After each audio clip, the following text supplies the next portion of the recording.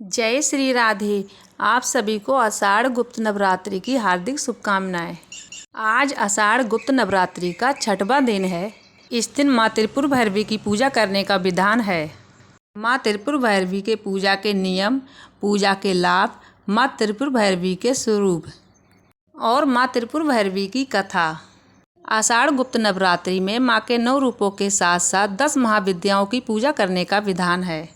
विशेष रूप से जो लोग तंत्र विद्या पर यकीन करते हैं उनके लिए गुप्त नवरात्रि बहुत महत्वपूर्ण होती है।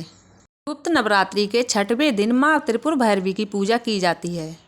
ये 10 महाविद्याओं में से छठा स्वरूप विद्या है।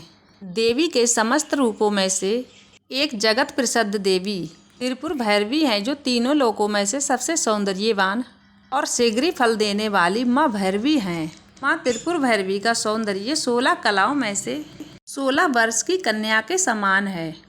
इनके मुख से हजारों सूर्य का तेज निकलता रहता है और माँ त्रिपुर भैरवी की आराधना से समस्त प्रकार की ऐश्वर्य एवं धन की प्राप्ति होती है।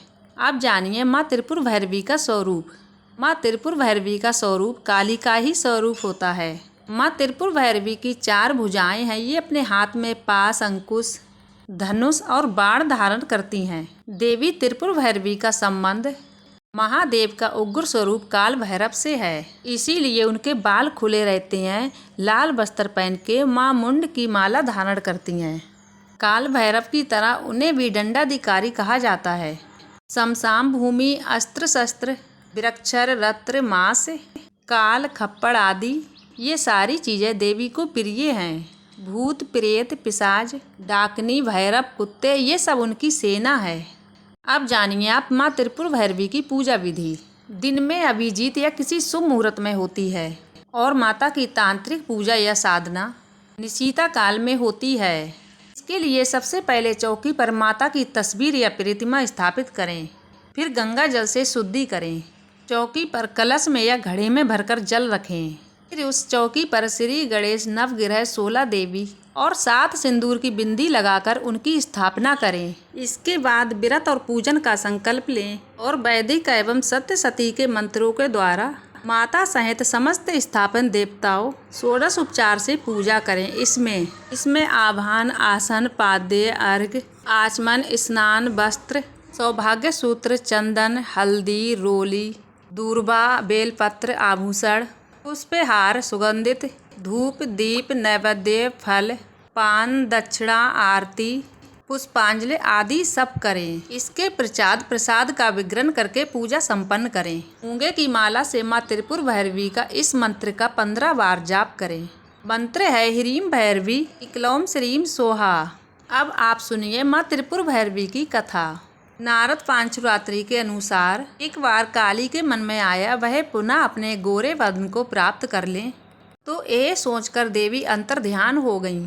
भगवान शिव जब देवी को अपने समक्ष नहीं पाते हैं तो वह बड़े व्याकुल हो जाते हैं और उन्हें ढूंढने का प्रयास करते हैं। शिवजी भैरवी नारद जी से देवी के विषय में पूछते हैं। तब नारद जी देवी का बोध कराते हुए कहते हैं कि शक्ति के दर्शन आपको उस सुमेरु पर्वत के उत्तर में हो सकते हैं। वहीं देवी की प्रत्यक्ष उपस्थिति होने के बाद संभव हो सकेगी। तब भोलेनाथ शिवजी की आज्ञा के बाद नारद जी देवी को खोजने जाते हैं।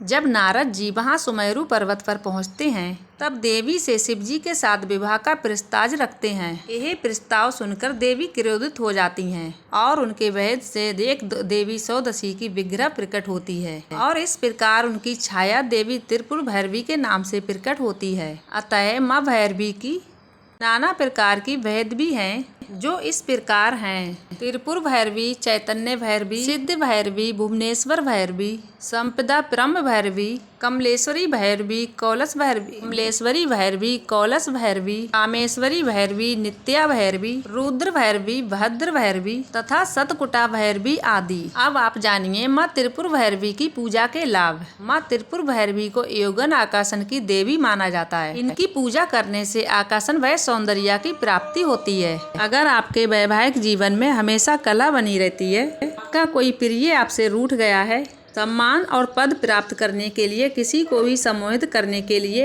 माँ त्रिपुर भैरवी की साधना बहुत फलदायक होती है। इनकी साधना करने से मनुष्य की सभी प्रकार की मनोकामनाएं पूर्ण होती हैं। माँ त्रिपुर भैरवी की साधना भोग और मोक्ष प्राप्त करती है।